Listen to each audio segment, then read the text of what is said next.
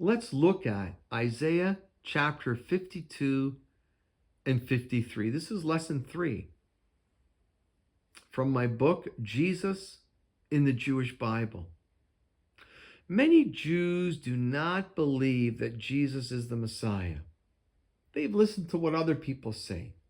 They've believed what other people say.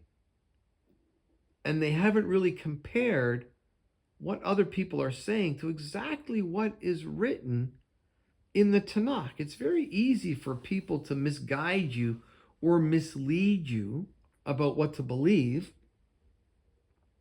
if they misquote or misunderstand or misrepresent a word. They're looking at the Tanakh, they're reading it. Instead of man, they say nation. And then they keep using the word nation, and you think that's what's written in the Tanakh, but actually it's not. So you really need to go back to the original source document, which is what I will be sharing with you throughout this book. A translation, an English version of the original Hebrew source. How do I know that? Because I'm using the Hebrew scriptures. I'm using the Hebrew scriptures that are available online for all to see. Let's start looking at Isaiah chapter 52 and 53. And if we don't get through this chapter, that's okay. We'll carry on in the next lesson. I'm going to try to keep these videos to about, 10 to 12 minutes long to get some consistency. Isaiah said in Isaiah chapter 53, verse 2, this Messiah, he had no form or beauty that we should look at him, no charm that we should find him pleasing. That's a prophetic word from Isaiah about the Messiah. In the New Testament, we read, he's just the carpenter's son.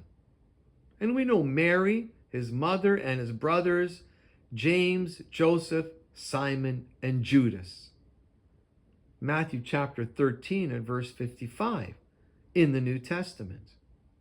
So we see that this prophecy that the Messiah is not going to be anything special, nothing really, no one charismatic, is fulfilled in the person of Jesus. He's just the carpenter's son.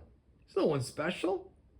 Just an average Jewish boy, Jewish man, living his life in Israel. Isaiah prophesies in Isaiah chapter 53, verse 3, he was despised and forsaken of men, a man of pains. Very important to understand. This is critical and crucial to your understanding of who the Messiah is according to the Tanakh. If you want to believe something else, that's your business. But if you want to believe what the prophets are writing about the Messiah, then you need to pay attention to what Isaiah says in Isaiah chapter 53, verse 3. Doesn't it say a man of pains? Yes, it does. Isaiah was prophesying about a man, not a nation, and certainly not the nation of Israel. We look at some other scriptures. We look at Isaiah chapter 55, verse 6. Isaiah, still prophesying about the Messiah, says, I offered my back to the floggers and my cheeks to those who tore out my hair. I did not hide my face from insight and spittle. In Isaiah chapter 52, verse 14, we read, just as the many were appalled at him, so marred was his appearance, unlike that of man, his form beyond human semblance. Isaiah saw the Messiah and he said, this guy, this man, has been beaten to a pulp. I can't even recognize him as human. He was beaten so badly. And we read in John chapter 19, verses 1 to 3, the fulfillment of this. This is what happened to Jesus. Then Pilate had Jesus flogged with a lead-tipped whip. The soldiers wove a crown of thorns and put it on his head, and they put a purple robe on him. "Hail, King of the Jews!" They mocked, and they slapped him across the face. Jesus, Yeshua, was beaten, punched, kicked, bruised, slapped, flogged. His face was rubbed in the dirt. A crown of thorns was forced upon his head. He was severely beaten, just as Isaiah prophesied.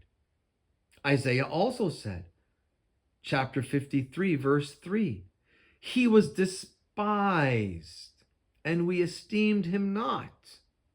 The New Testament declares, "He came to his own people, and even they rejected him." John chapter 1, verse 11. "He was despised, and he was not esteemed by his own people," the Jewish people. We read in Deuteronomy chapter 18 and verse 15, "The Lord your God will raise up for you a prophet from among your own people, like myself. Him you shall heed." This again is not prophesying. God knows the difference between a nation and a person. He knows the difference between a man and a million people. God said, Hashem said, "I am going to raise up a prophet among your own people," from the Jewish people. Moses is saying, "Like myself, a man. I'm a man. And God is going to raise up a prophet like me in the future, way in the future. And you're going to listen to him if you want to be saved." Isaiah records in Isaiah 53, verse 9, "And they made his grave with the wicked, although he had done no violence, neither was any deceit in his mouth." And we read in the New Testament, Philippians chapter 2 and verse 8, "He humbled himself in obedience to God and died a criminal's death on a cross." Isaiah said he's going to have a grave with the wicked, with the criminals. And Jesus had a death on a cross like a criminal, even though he did nothing wrong. Now, the Romans were ruling in Israel at the time of Jesus, when Jesus walked the earth. The Jewish people were not in control of their land. The Romans were the governing people. They were the rulers in Israel. And the Romans had a law that said the Israelites could not execute criminals. They could not implement capital punishment. They couldn't kill a person as punishment for a crime. No capital punishment was allowed. So the Jewish people brought Jesus, some Jewish religious leaders of Jesus' time, brought Jesus to the Roman authorities. This is recorded in the New Testament. I'm reading to you what's written in the New Testament. It says in John chapter 18, verse 30, "We wouldn't have handed him over to you if he weren't a criminal."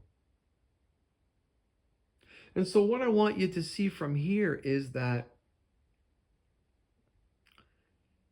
God is saying these things, and these are the teachings of the Tanakh and the teachings of the New Testament. I'm showing you that what the Tanakh prophesies about the Messiah is what happened to Jesus and what is recorded in the New Testament about him.